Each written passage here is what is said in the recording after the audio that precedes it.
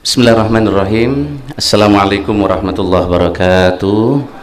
Selamat pagi, salam sejahtera buat kita semua. Bismillah, alhamdulillah, wala hawla wala quwwata illa billah. Allahumma sholli wa sallim ala sayyidina Muhammad wa ala sayyidina Muhammad tamma ba'du.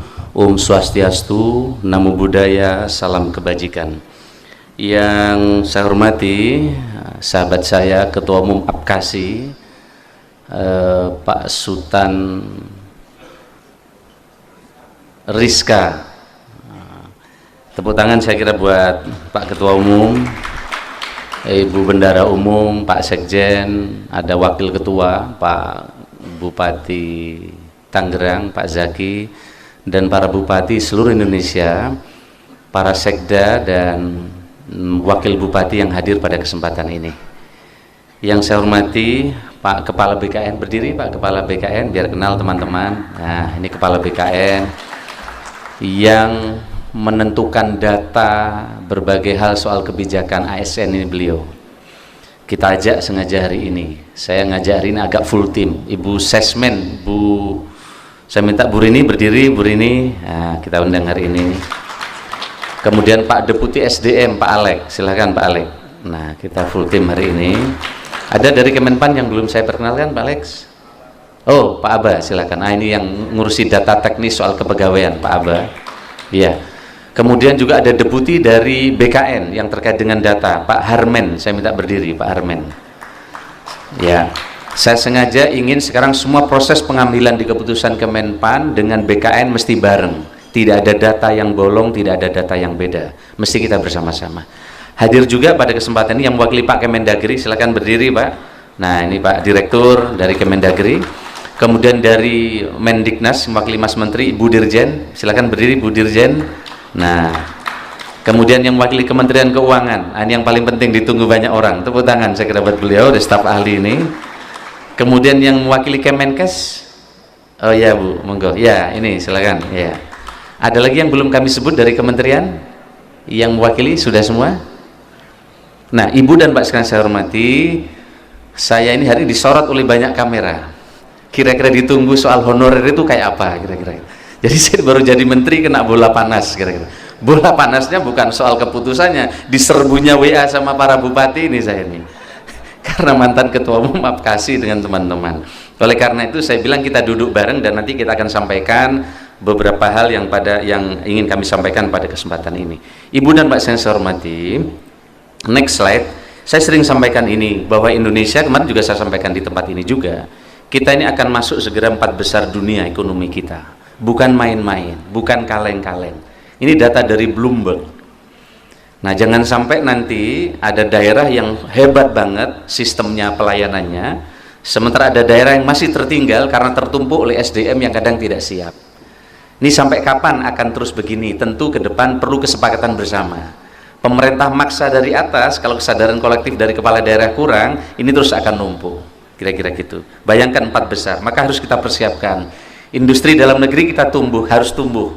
Maka Presiden meminta e-katalog kita harus jalan. Nanti tanggal 29 akan pertemuan di Bali dengan Bapak Presiden.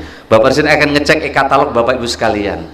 Sudah di e-katalog belum? Oh, Pak Menteri, Pak Anas, sekarang ini pertengahan anggaran. Berarti tahun depan sudah wajib e-katalog minimal berapa persen Bapak mesti targetkan untuk mendorong industri dalam negeri kita tumbuh.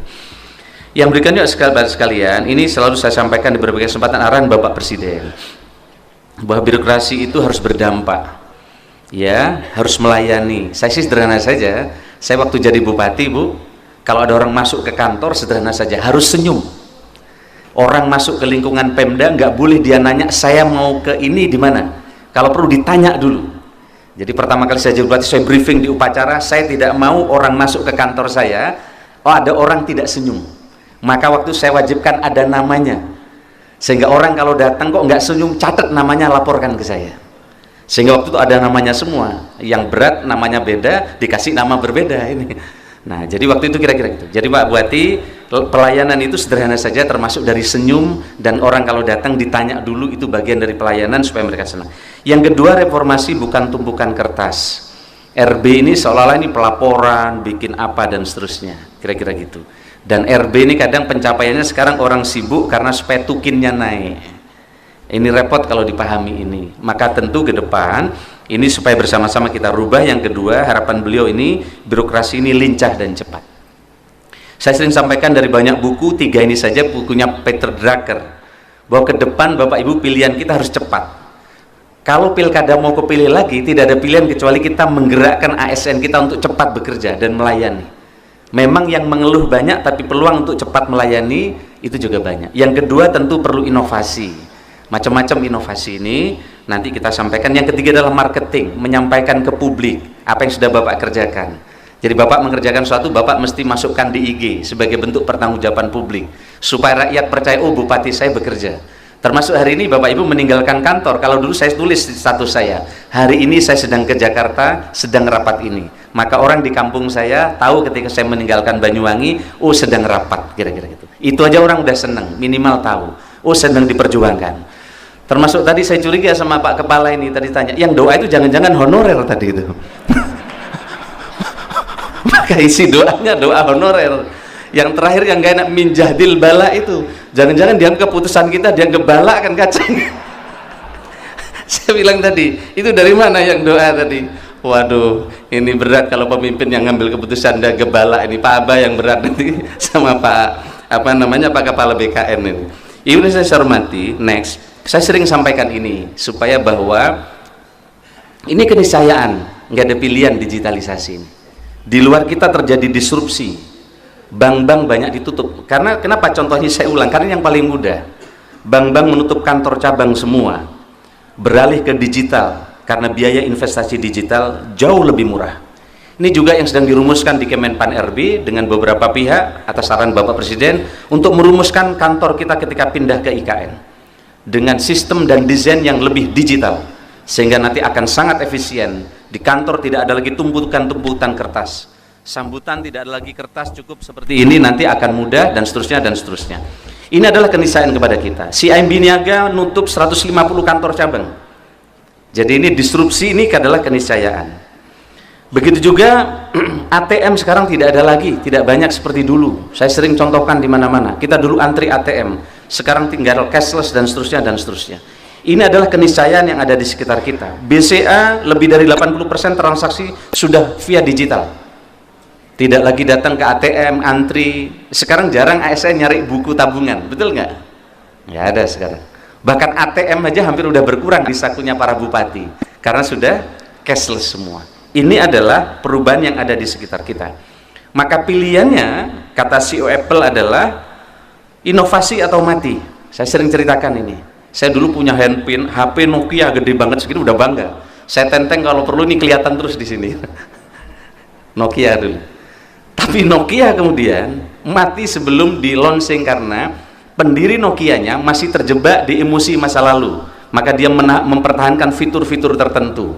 Akhirnya sebelum di launching kalah. Nah, kita ini juga sama, kadang terjebak masa lalu, maka kemudian inovasi kita jadi terkendala. 500 perusahaan dan seterusnya ini contoh. Nah, yang berikutnya teman-teman, kita sekarang menghadapi dilema-dilema yang serius terkait dengan ASN. Waktu Bapak menyampaikan pidato visi misi jadi bupati, kita ke depan akan ciptakan birokrasi yang hebat, yang lincah dan cepat dan seterusnya dan seterusnya. Sementara ASN kita perlu syarat-syarat juga yang hebat dan seterusnya dan seterusnya. Kita sekarang menghadapi tantangan global karena indeks kualitas ASN kita dibanding negara-negara lain ini masih di bawah. Kita sepakat ingin maju semua, daya saing birokrasi kita supaya naik. Tapi ada dilema-dilema baru, ada zona nyaman, ada tim sukses yang belum terekrut di THL honorer, iya toh?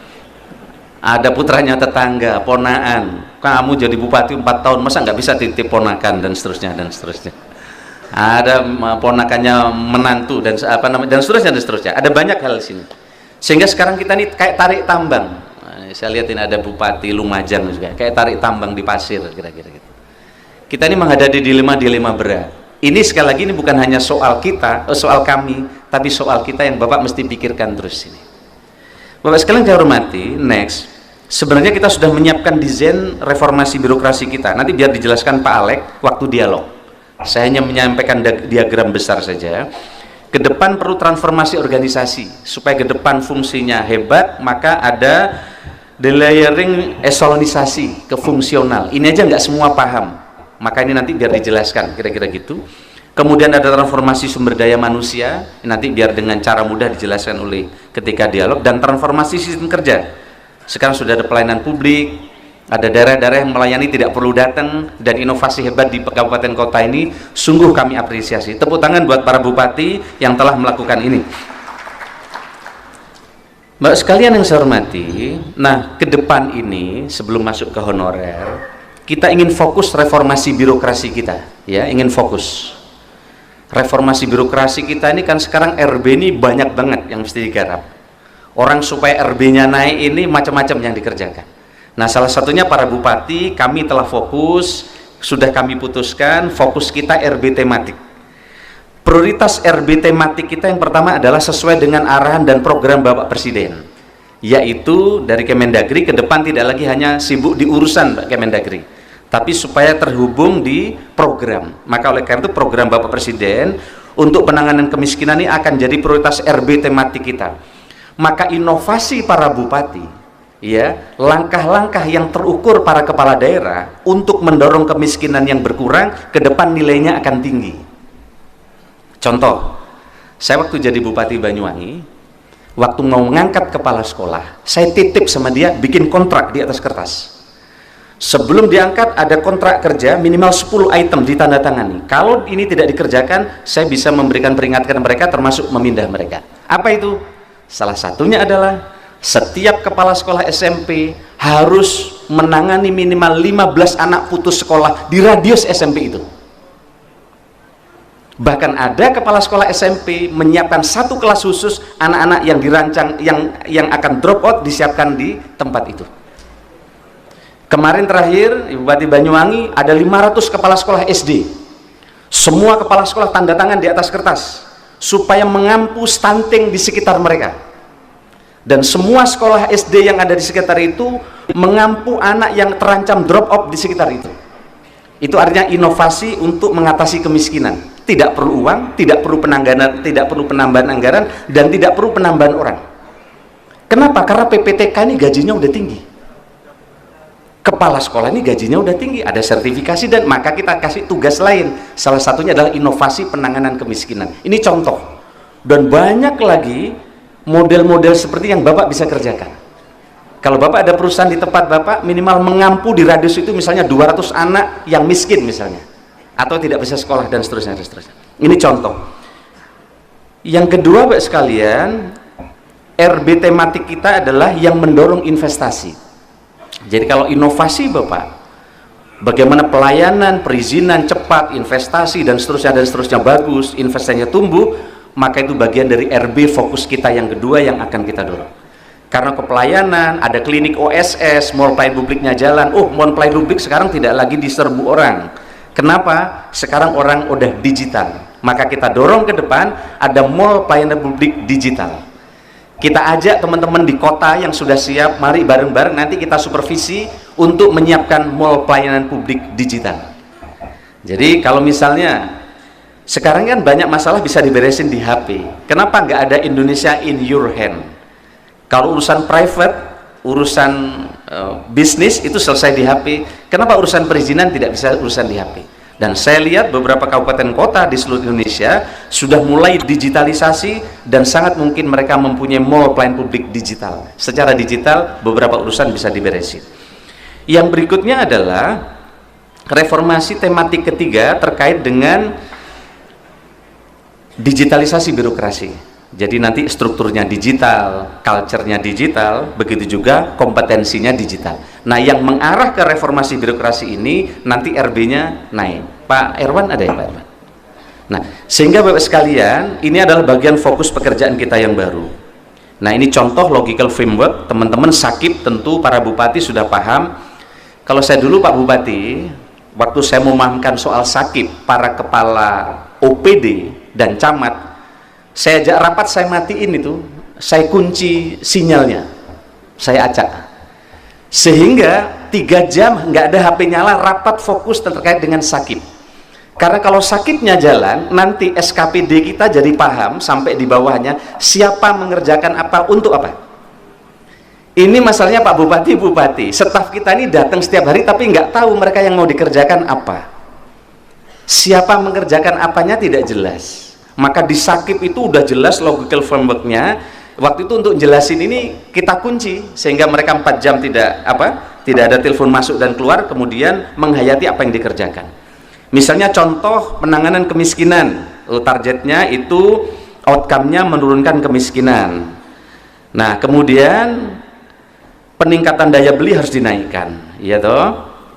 Meningkatkan pemerataan pendidikan, menurunkan pengangguran, berarti pendidikannya ada di situ, kemudian daya belinya ada di situ. Terus kemudian menurunkan anak-anak putus sekolah, tadi bisa kita bagi, nggak perlu uang, tinggal kepala sekolah dikasih tugas tambahan. Jadi kalau ada calon kepala sekolah bayar itu rugi, dia nggak bisa diperintah pasti. Tapi kalau dia kasih perjanjian, pasti akan bekerja. Dan seterusnya sampai ke bawah, tersalurkannya beasiswa dan seterusnya. Ini contoh. Kalau ini jalan misalnya, dia RB-nya akan naik. Jadi fokus. Dan ini nyambung dengan target prioritas Presiden untuk mengurangi kemiskinan. Karena sekarang Pak Staf Ahli Kementerian Keuangan, kami lihat ada 16 KL, ada 520 triliun penanganan kemiskinan tapi tidak nyambung dengan program prioritas Bapak Presiden. Mereka terjebak di urusan masing-masing di kementerian. Karena urusan dihabiskan di program, akhirnya ngabisin uang yang ada di situ tapi nggak nyambung ke sini, kira-kira gitu. Nah, inilah yang akan kita sambungkan Pak Bupati, Ibu saya hormati. Ini contoh dan seterusnya dan seterusnya. Nah, ini yang berikutnya, ini yang ditunggu-tunggu Bapak sekalian, kami ingin ceritakan. Ini data dari BKN, nanti BKN supaya menyampaikan. Next slide. Ini komitmen pemerintah itu sejak tahun 2005 itu terakhir pengangkatan honorer. Tahun 2005 PP 48 itu ada pendataan, ada 920.702 tenaga honorer. Ini sejarah, ini penting untuk Bapak Ibu ketahui, kira-kira gitu. Nah, kemudian diangkat PNS secara otomatis dalam tanda kutip hanya seleksi administrasi. Bayangkan, tahun 2005 untuk menyelesaikan saat itu supaya selesai dan nggak ada lagi. Semua bupati waktu itu minta ini yang terakhir, kira-kira gitu. Sama kayak hari ini yang terakhir, kira-kira gitu. Nah, yang terakhir terus setiap 5 tahun, setiap mau acara politik yang terakhir terus ini. Bayangkan 2005 yang terakhir diselesaikan, diangkat semua, totalnya adalah sangat besar waktu itu jumlahnya. Kita lihat ya. Sudah ada larangan pengangkatan non ASN. Dan yang tidak memenuhi dari 920.000 itu adalah 60.000, Pak. Ada ya angkanya ya? Ini semalam kami nyocokin data dengan Pak Bima supaya kita ada data yang berbeda. Ini Pak Kementerian Keuangan, ini perlu kita sampaikan juga. Nah, kemudian ada PP 56 tahun 2012. Pendaftaran di luar kriteria PP 48 2005 membengkak, setekan ini sisanya tinggal 60.000. Di data ulang bukannya 60.000 yang selesai, nambah 11 kali lipat. Jadi setiap ada pemberitaan pendataan itu langsung melonjak. Bukannya selesai yang terakhir tapi nambah 11 kali lipat. Nah, terdapat afirmasi dengan penurunan passing grade. Saya semalam diskusi, ini kan usulan teman-teman supaya passing grade diturunkan. Saya juga baru tahu selama jadi bupati 10 tahun, kalau passing grade-nya tahu nggak Bapak sekalian? Pak Bima dan Pak Harmen dan kita semua, Pak Deputi SDM, ternyata begitu diturunkan passing grade dari 100% ke 80, nggak ada yang masuk di luar Jawa. Diturunkan jadi 60, masih belum ada. Saya kaget Pak Ibu sekalian. Untuk menampung ini, Bapak tahu nggak berapa passing grade diturunkan? Diturunkan passing grade-nya tinggal 10%. 10%.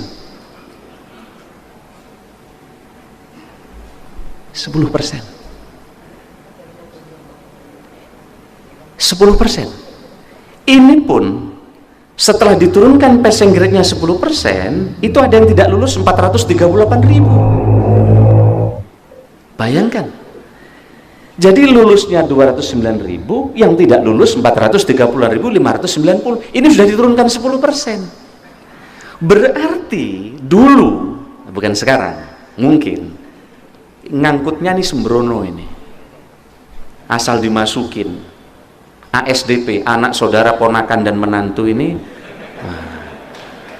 Yang ke depan insya Allah sekarang nggak ada, mudah-mudahan. Nah, Bayangkan, passing grade jadi luar biasa. Nah, berikutnya Pak sekalian, ini sejarahnya biar tahu, biar yang marah-marah teman-teman, ini teman-teman saya ceritakan nggak jadi marah-marah kemarin ini. Nah, setelah 2012 ada Permen Pan RB 36 2018, di mana seleksi CPNS bagi ex-THK 2 tahun 2012, nakes dan tenaga pendidikan lulus dari ex-THK 2 itu 6.812 dan sisa ex-THK 2 440.687. Dan di sini langsung juga dilarang ada non ASN lagi, nggak boleh ngangkat honorer karena 2005 terakhir, ini 2018 maunya terakhir lagi. Sudah Pak, ini super terakhir 2018. Nah, kata Pak Bupati Dasma, itu terakhir bupati sebelum saya Pak, yang saya belum. Nah, jadi walhasil nggak bisa terakhir terus ini. Nah, terus gimana ke depan, kayak apa kompetisi kita? Bayangkan Detan Yakin, ini sudah passing grade diturunkan 10%. Saya semalam dikasih tahu Pak Bima, kaget-kaget saya. Oh, ini saya sampaikan kepada teman-teman, termasuk Pak Zaki, saya sampaikan Pak Zaki. 10% Bu, Bupati Abu Tatu. Nah, 2018 sudah dibuat aturan, ya. Kemudian Permen Pan RB 2019 itu melakukan seleksi THK kedua, itu lulus 30.361, sisa 410.000. Kemudian seleksi P3K bagi dosen dan tenaga pendidik di PTNB 2.854 dan penyuluh pertanian THL 11.590. Ini kita lihat ini. Nah, kemudian ada Permen Pan RB 27 2001 seleksi CPNS guru dan JF non guru. Kita lihat ini ya, info BKN itu per 10 September. Nah, jadi kemarin Pak Cahyo almarhum itu hanya mengirimkan surat kepada teman-teman, ngingetin loh ini. Mestinya transisi 5 tahun ini bisa berlangsung dengan baik, maka sebelum 2023 jalan, beliau kirim surat ke kita semua ngingetin. Ternyata teman-teman kaget, merasa tidak tahu. Nah, hari ini proses ini kita ingin beritahu bahwa ternyata ada proses-proses seperti ini. Nah, Bapak sekalian kami hormati, ini ada sisa tenaga yang mesti kita beresin mestinya. Maka kemudian kita juga ingin data. Nah, ternyata setelah dikirim surat dan teman-teman mengirim data yang masuk, sampai per tadi malam saya kaget minta data ke BKN. Mestinya kan PR kita ini kan tinggal 400 ribuan ya Pak Hermen. PR kita yang akan kita beresin 410.000 orang. Ini tuntas sudah 5 tahun ini. Ternyata sampai tadi malam tiba-tiba data masuk baru dari para kepala daerah dan teman-teman 1.100.000. Waduh, ini PR baru 1.100.000. Maka nanti di belakang kami akan sampaikan beberapa hal. Next kita lihat ini ya petanya nggih. Jadi teman-teman jadi paham ya, passing grade sudah diturunkan. Nah, kalau ini kita hanya ngangkat honorer semua, tidak ada formasi umum, kerepotan Bapak sendiri ke depan. Bapak tidak akan punya tenaga IT yang hebat untuk membantu visi misi Bapak. Bapak akan kesulitan bergerak cepat karena Bapak tidak temukan tenaga-tenaga teknologi yang Bapak perlukan, kecuali honorer yang Bapak angkat memang sudah diseleksi. Waktu saya ngangkat honorer di Banyuwangi, kami seleksi di BKD Pak. Honorer pun kami seleksi pakai CAT di BKD. Yang rekomendasi teman-teman dewan kita kasih tahu, ini loh yang kamu rekomendasi 10, yang masuk cuma 3. Nah, kita umumkan nilainya. Oh, ternyata belum masuk, kita turunkan lagi kayak tadi sampai 80. Jadi honorer pun kita seleksi pakai CAT saya waktu di BKD. Mana Pak Sekda Banyuwangi? Ada tadi saya lihat. Nah, itu Pak Sekda Banyuwangi. Nah, didatengin orang setiap hari, tapi ada hasil CAT-nya. Oh, nggak cocok ternyata di sini. Oh, nah, jadi meskipun honorer waktu itu kualitasnya relatif bisa dijaga meskipun tidak bisa semuanya. Next, ini potret yang disampaikan oleh Pak Kepala BKN hasil dari Bappenas. Coba Pak sekalian, teman-teman, setahun ada tenaga pendidikan yang sampaikan ke kami semalam dari Kepala BKN, 274.000 orang lulus FKIP ini setahun. Kalau 5 tahun, bayangkan, berarti ada orang lulusan tenaga kependidikan lebih dari 1 juta. Dan ini kalau tidak ada formasi ASN, ini akan pengangguran sebagian. Atau tidak ada formasi P3K yang nanti nempel ke Bapak ini. Wah, nempel ke sini supaya jadi honorer dan seterusnya.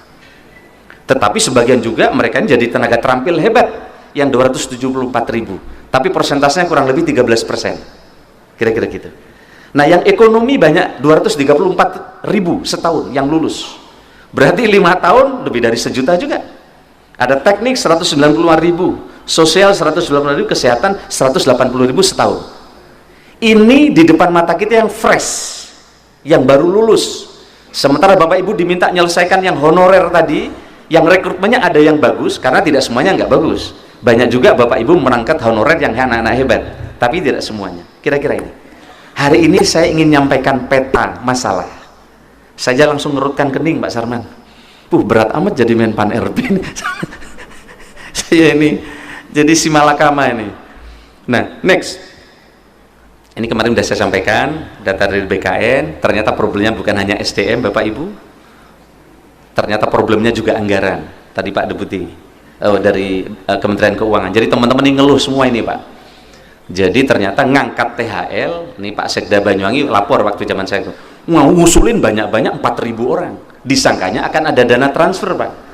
Ternyata setelah diangkat 4.000 orang nggak tambah DAU-nya. Nah, akhirnya Pak Sekda Banyuwangi harus membayar ini 240 miliar gaji yang semestinya untuk membangun jalan digeser untuk biaya P3K. Betul nggak, teman-teman? Karena dulu beranggapan akan dana transfer. Tapi sementara Ibu Menteri Keuangan juga punya pendapat, ini kan di tempat sampean di daerah, ya udah bagi aja DAU yang ada, tambah pening kepalanya. Nah, inilah saya kira Bapak Ibu nanti tim dari Kementerian Keuangan minimal diafirmasi. Maka muncul Pak beberapa pandangan teman-teman ke kami, Pak staf ahli. Kemarin usul, Pak, kalau memang nggak bisa semuanya dibayar Menteri Keuangan, yang urusan wajib saja disampaikan ke kami. Apa itu? Pendidikan dan kesehatan. Jadi berbagi, yang lain dibayar oleh Pemda, tapi pendidikan dan kesehatan karena urusan wajib itu dibayar oleh pusat. Itu baru usulan. Nah, baru usulan. Saya sendiri belum kami sampaikan ke Menteri Keuangan karena keuangan kita memang terbatas. Nah, kira-kira gitu. Nah, ternyata yang ketiga problemnya penyebaran. Jadi sudah diangkat oleh Bapak Ibu di luar Jawa, formasinya udah ada, dapat setahun minta pindah ke Jawa.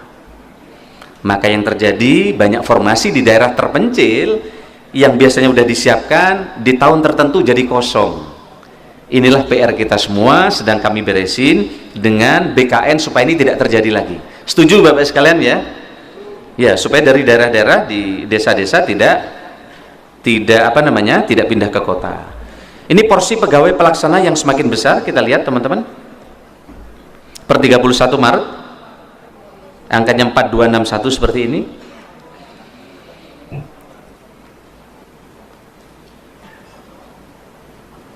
Pegawai strukturalnya kita lihat 9%, fungsionalnya 42%, pelaksananya 42%, fungsionalnya 49%.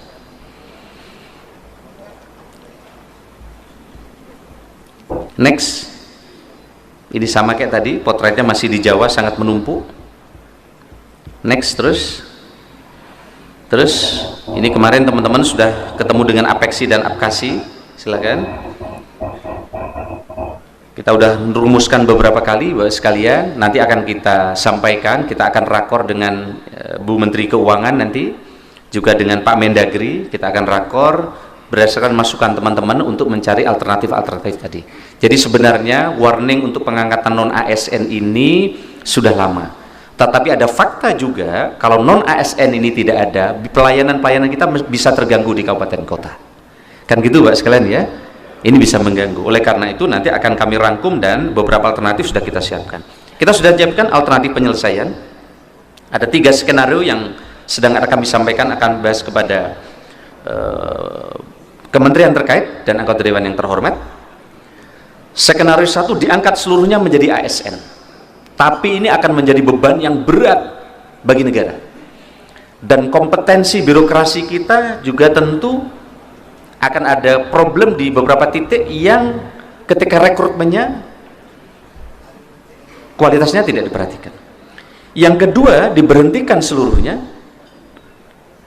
Tapi juga ada opsi jalan tengah yang ketiga adalah diangkat sesuai dengan prioritas. Nah, yang lain bukan tidak prioritas, tapi nanti diselesaikan secara bertahap. Ini opsi yang terus kami lakukan pendalaman. Nanti kami juga akan rapatkan dengan Ibu Menteri Keuangan. Juga semalam kemarin lusa kami sudah ketemu dengan Komisi 2 DPR RI. Mungkin nanti juga dengan Komisi 11 karena kaitannya dengan anggaran, dan ini tidak bisa berdiri. Pertanyaannya Bapak sekalian, apakah jika diselesaikan tahun ini menjamin berikutnya tidak akan ada lagi seperti yang 11 kali lipat tadi? Oh, tidak tahu Pak, urusan bupati setelah saya kan gitu. Ini masalah Pak Bupati Sumatera Utara ini. Aduh. Nah, kita nanti akan dialog. Saya minta nanti para dirjen dan Pak Kepala BKN. Next. Nah, Pak saya hormati, terakhir, ini slide terakhir. Setelah melihat perkembangan ya pendataan tenaga non ASN sampai tadi malam, ternyata setelah kita diskusi dan mendapatkan masukan dari BKN dan beberapa pihak, terdapat indikasi bahwa data yang diinput tidak sesuai dengan surat edaran Menteri Pan-RB nomor B 1511 2022. Ya, data yang masuk akan diverifikasi dan diaudit ulang. Ya, data yang masuk akan diverifikasi dan diumumkan secara transparan oleh instansi pemerintah pengusul untuk memastikan nama-nama yang terdapat memenuhi syarat. Karena banyak nama ini kalau dipaksakan masuk, ini membuat ketidakadilan dengan mereka yang sudah 10 tahun menjadi honorer, tiba-tiba dikalahkan dengan yang baru masuk. Ya, maka oleh karena itu kepala daerah selaku PPK kita akan kirim surat ulang ke Menpan RB untuk melakukan audit ulang yang ditandatangani oleh kepala daerah dan sekda, dan sekaligus kepala daerah untuk memberikan surat pertanggungjawaban mutlak jika data tidak benar nanti akan punya konsekuensi hukum. Surat ini akan kami luncurkan besok atau dalam minggu ini. Untuk semua data yang telah dikirim ini tidak berlaku kecuali data yang telah diaudit ulang oleh kepala daerah dan ditandatangani oleh kepala daerah dan sekda, dan kemudian beliau menandatangani surat pertanggungjawaban mutlak. Ini untuk menjaga ketidakadilan terhadap mereka yang sudah antri lama disalib hanya karena soal administrasi yang dikeluarkan oleh pihak yang ada di tingkat kabupaten kota. Ibu dan saya hormati, dan data ini akan diawasi oleh BPKP. Kami akan minta BPKP mengawasi data ini, apakah benar mereka yang diusulkan sudah sesuai dengan syarat-syarat yang kita edarkan kepada Bapak Ibu dan saudara saya sekalian. Jika nanti yang Bapak usulkan ternyata tidak sesuai dengan surat yang kami kirim, nanti BPKP akan mengaudit dan itu akan ada konsekuensi hukum. Ini sebagai upaya yang sungguh-sungguh dari kami, ingin memetakan data yang sesungguhnya ada berapa. Jangan-jangan datanya tidak sampai 1 juta. Oh, jangan-jangan datanya cuma 600.000 dan ini bisa kita beresin tahun ini. Kira-kira begitu. Setuju Bapak sekalian ya? Baik. Saya kira ini dari saya yang bisa kami sampaikan. Kami mohon maaf yang sebesar-besarnya jika banyak yang kurang berkenan, dan nanti kami minta para deputi, kemudian Pak Kepala BKN, nanti Bapak Ibu bisa dialog, tapi data umumnya sudah kami sampaikan. Bapak sudah banyak yang mutu tadi, sehingga ini menjadi masukan buat kita semua. Mudah-mudahan Bapak sekalian sukses di tempat masing-masing, mudah-mudahan terus diberikan kesehatan oleh Tuhan Allah Subhanahu wa taala. Terima kasih, kurang lebihnya saya mohon maaf. Wallahul muwaffiq lakum bithoriq. Selamat pagi, Om Santi Santi Santi Om, Namo Buddhaya. Wassalamualaikum warahmatullahi wabarakatuh. Dan secara resmi acara ini kami buka.